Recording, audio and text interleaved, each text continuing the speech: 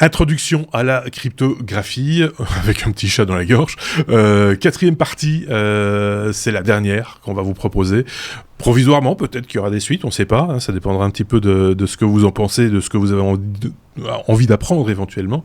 Ça se passe toujours avec Sébastien, évidemment. Et si vous avez suivi la troisième partie, vous savez que dans cette quatrième partie, il est question d'exemples, d'un exemple en particulier, de bout en bout. Sébastien, tu vas nous expliquer à quoi tout cela rime quelque part. Effectivement, premier épisode, on parlait des clés de chiffrement symétriques et des algorithmes de chiffrement symétriques, donc même clé pour chiffrer et déchiffrer. Deuxième épisode de l'asymétrique, donc des clés différentes, une clé publique et une clé privée, une clé différente pour chiffrer et pour déchiffrer. On a vu une application de cela dans l'épisode 3, où on parlait de signature numérique, mais aussi de fonctions de hachage et de certificats. Et puis, quoi de mieux que conclure cette mini-série d'épisodes de hors-série.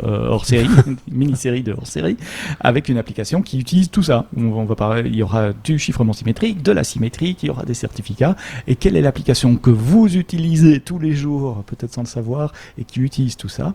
C'est la sécurité du web. Quand vous naviguez sur Internet, quand vous allez sur un site web HTTPS, il y a un protocole. On dit souvent le HTTPS, c'est S comme secure, c'est pas vraiment secure.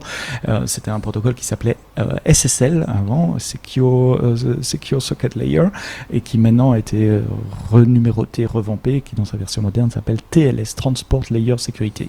L'idée, c'est de créer entre une machine source cliente et une machine destination serveur un canal de communication chiffré avec une clé unique pour chaque session.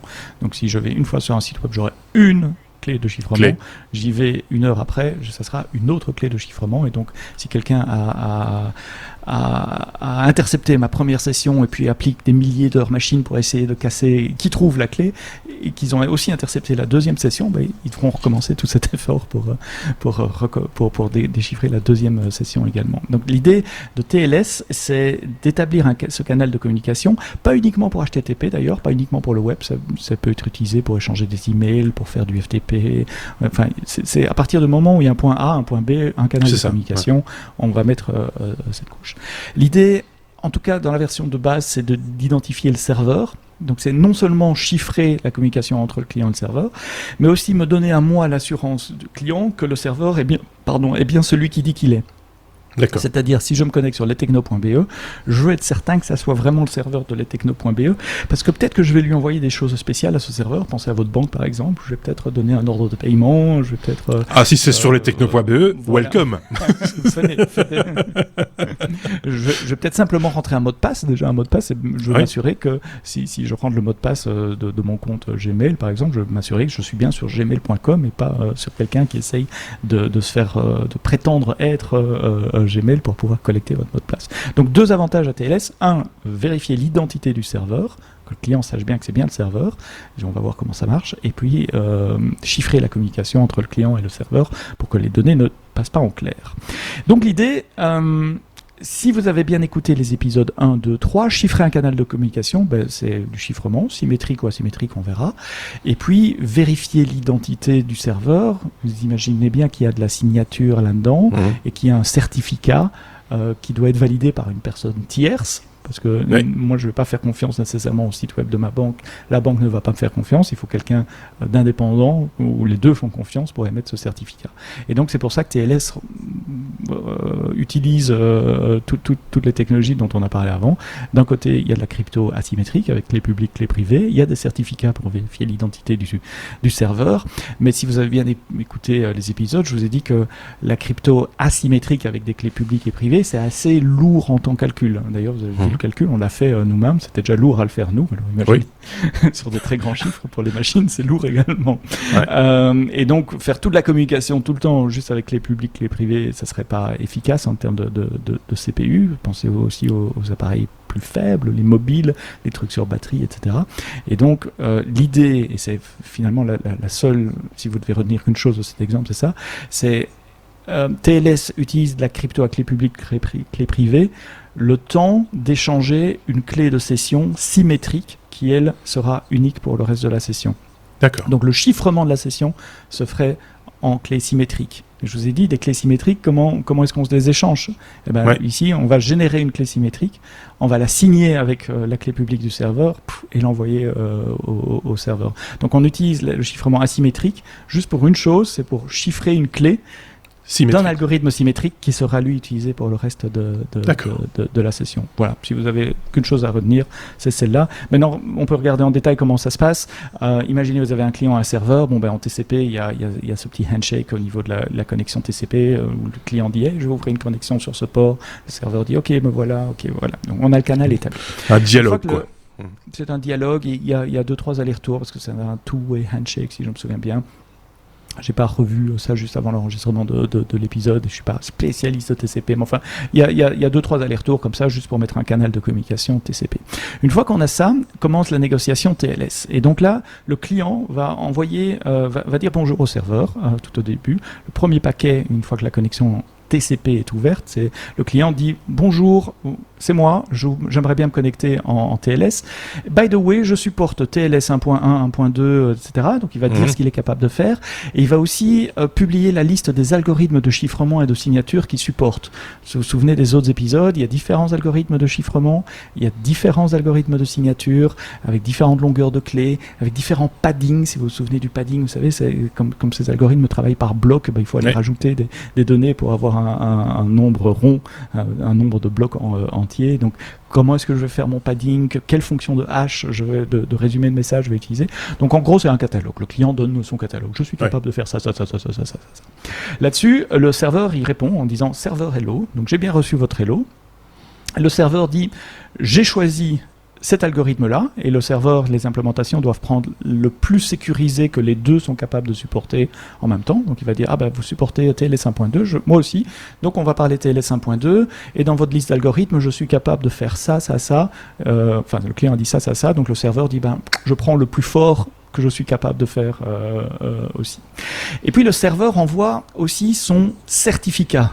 Allez écoutez l'épisode 3 si vous voulez savoir ce que c'est qu'un certificat, mais globalement, c'est la clé publique du serveur qui a été identifiée par un tiers de confiance, un VeriSign, un Google, un Microsoft, qui a dit c'est bien le serveur de lestechno.be. Je sais pas où tu as été chercher le certificat, tu es hosté, tu n'as probablement pas dû aller chercher le certificat, on l'a fait pour toi. Oui. Mais je confirme. Mais voilà, le serveur va envoyer son certificat. Le client, à partir de ce moment-là, la première chose qu'il va faire, il va vérifier le certificat. C'est-à-dire, il va prendre la clé publique du serveur et il va vérifier la signature faite par le tiers de confiance. Est-ce que c'est bien la bonne clé de ce bon serveur-là ? Comment est-ce qu'il peut vérifier la signature de la clé de confiance ? En ayant le certificat du tiers de confiance. Et comment est-ce qu'il a ce certificat du tiers de confiance ? On l'a expliqué dans l'épisode 3, c'est hard-codé dans vos browsers. Il y a une chaîne de certificats en général, mais le maillon le plus au-dessus de la chaîne, il est hard-codé dans vos navigateurs. Si l'identité du serveur est la bonne, alors le client va générer une clé qui va être une clé symétrique pour le reste de la session. Je passe sur les détails, il y a des nombres aléatoires qui sont échangés entre le serveur et le client aussi, qui sont utilisés pour générer cette clé, mais enfin bon, le client génère la clé, et le client va chiffrer cette clé avec, je suis en train de réfléchir pour pas dire de bêtises, avec la clé publique du serveur, que j'ai reçue dans le certificat. Et j'ai confiance dans le certificat parce que j'ai vérifié la signature du certificat. Donc cette clé qui va servir à tout le reste de la communication pendant cette session HTTPS ou TLS dans cet exemple, je la chiffre avec la clé du serveur et je l'envoie au serveur. Le serveur ayant la clé privée correspondante à sa clé publique peut déchiffrer la clé qui va être utilisée. Quand le client envoie la clé symétrique au serveur, il envoie ça dans un message qui dit change cipher spec. En gros, il dit, à partir de maintenant, tout ce que je te dirai après, ça sera chiffré sur l'algorithme dont on s'est mis d'accord avant, avec la clé que je viens de t'envoyer et qui est chiffrée. Le serveur, lui, il décode la clé qu'il vient de recevoir avec sa clé privée, et puis il envoie aussi ce message, change cipher spec. En gros, il dit au client, à partir de maintenant, tout ce que je te dirai, ça sera chiffré selon l'algorithme dont on s'est mis d'accord avant et avec la clé qu'on vient de s'échanger. Et puis à partir de là, le canal TLS est ouvert. Les deux parties possèdent une clé symétrique qu'ils se sont mis d'accord, donc ils ont tous les deux la clé en mémoire de chacun de leur côté, et le client fait confiance au serveur parce qu'il a reçu la clé publique signée par une autorité tierce de certification sous la forme d'un certificat, et donc le client sait qu'il parle bien à Microsoft.com, à mabank.be, à lestechno.be. Et tout ça, et tout ça va nous bouffer quelques centaines de millisecondes quand même, parce que ce qui est expliqué ici en 5 minutes, ça ne prend que quelques centaines de millisecondes, mais quand même, mis bout à bout, c'est quand même de la consommation, c'est quand même, enfin, il y a du trafic, il y a du dialogue, on l'a dit, donc ça alourdit quelque part les process, et ça consomme, quoi. Donc c'est pas, voilà. Et ça consomme sur les serveurs aussi, puisqu'après tout le reste de la connexion, elle sera chiffrée, donc il faut chiffrer, déchiffrer tous les blocs de côté client, côté serveur, et effectivement on parle de 200 millisecondes à peu près, ouvrir un canal de sécurisation TLS. Alors c'est plus lent évidemment quand il y a beaucoup de distance entre le client et le serveur, parce qu'en plus il faut le temps de voyage de ces paquets, ce qu'on appelle la latence. Voilà, j'espère que vous suivez toujours sur comment fonctionne TLS.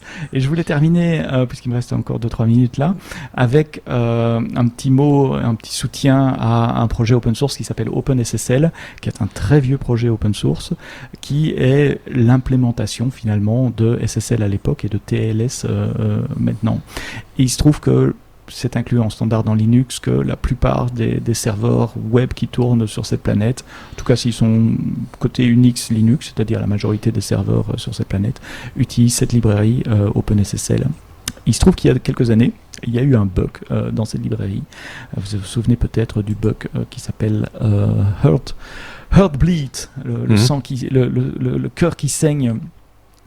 En gros, sans rentrer dans les détails, parce qu'on n'a plus le temps, et parce que je ne les comprends pas pour être tout à fait honnête, si le client envoyait une séquence spécifique de code au serveur, avec la librairie SSL, le serveur allait renvoyer un bloc de mémoire au client. Et dans ce bloc de mémoire, c'est un peu aléatoire, ça dépend de ce qu'il y a eu avant, mais il pourrait y avoir par exemple les clés de chiffrement des autres sessions TLS qui sont en cours de communication avec ce serveur. Et ces clés seraient en clair évidemment, puisque la clé symétrique en mémoire, elle est en clair.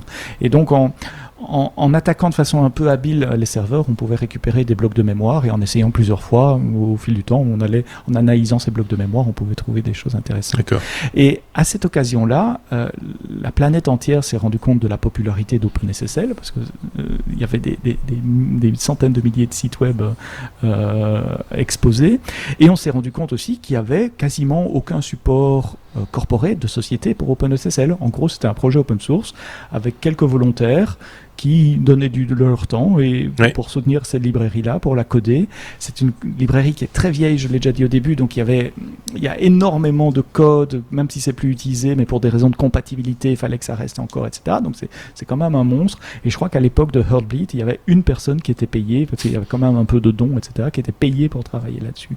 Et tous les géants, Microsoft, Google, Amazon, Apple, tous ces sites web fonctionnaient grâce à OpenSSL, et donc on s'est rendu compte grâce à ce bug-là que, dites les gars, on devrait peut-être donner un peu de moyens, et il y a eu une collecte de fonds et une mise en place de financement un peu plus structuré, avec des grosses sociétés qui financent maintenant OpenSSL. Je crois qu'à l'heure où on parle aujourd'hui, il y a 7 personnes employées à temps plein, plein temps, aussi, pour travailler. Ça marche dans les deux sens, pour travailler sur OpenSSL.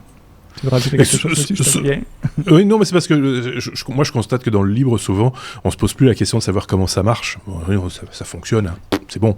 Et puis, jusqu'au jour où c'est un peu le cas avec Wikipédia. Rappelle-toi, à un moment donné, tout le monde trouve, ça fonctionne, hein, c'est un truc qui fonctionne tout seul. Non, il y a quand même des gens qui passent beaucoup de temps à rédiger, à contrôler, à nettoyer, etc., etc. Et ça mérite, tout travail mérite salaire, et qu'à un moment donné, il faut bien, même si un système est magnifique et en plus il est gratuit, il faut quand même à un moment donné réfléchir un petit peu à si on veut pérenniser la solution, il va falloir quand même à un moment donné donner à manger aux gens, quoi. Surtout quand c'est une des fondations, une des bases de la sécurité sur Internet, parce que OpenSSL n'est pas utilisé que pour les sites web, il est dans plein d'applications mobiles qui doivent communiquer avec un serveur et de façon sécurisée, même parfois sans que le développeur le sache, parce que le développeur utilise des fonctions de plus haut niveau qui elles-mêmes utilisent OpenSSL en dessous pour la gestion de sécurité. Autre conséquence de Heartbleed, il y a eu au moins 3 implémentations que je connais en ce qu'on appelle du clean room en anglais, donc des implémentations à partir de zéro, se dire ok, OpenSSL a 20 ans, il y a tout un historique dont on n'a plus besoin, on va se concentrer sur TLS 1.1, 1.2 et repartir d'une implémentation propre dans des langages modernes avec des techniques de programmation et de tests modernes pour refaire une librairie minimale. Et c'est idiot, mais je le répète très souvent, s'il y a moins de code, il y a moins de bugs. C'est mathématique, c'est tout. Et s'il y a 3 lignes de code, il y aura 1000 fois moins de bugs potentiels que dans 3000 lignes de code. Après, on peut parler de compatibilité, mais ça, c'est pas des bugs, c'est des problèmes de compatibilité. Exactement. Donc ici, il y a plusieurs groupes qui ont dit repartons, refaisons table rase. Il y a plusieurs motivations. Il y a la motivation sécuritaire, évidemment. 2 de ces implémentations sont aussi des implémentations faites par Google et par Amazon. Donc là, il y avait un intérêt pour eux aussi de dire on va utiliser des librairies qu'on contrôle pour nos services à nous et ne pas se baser sur des librairies tierces dont on ne sait pas si elles sont tout à fait secure, etc.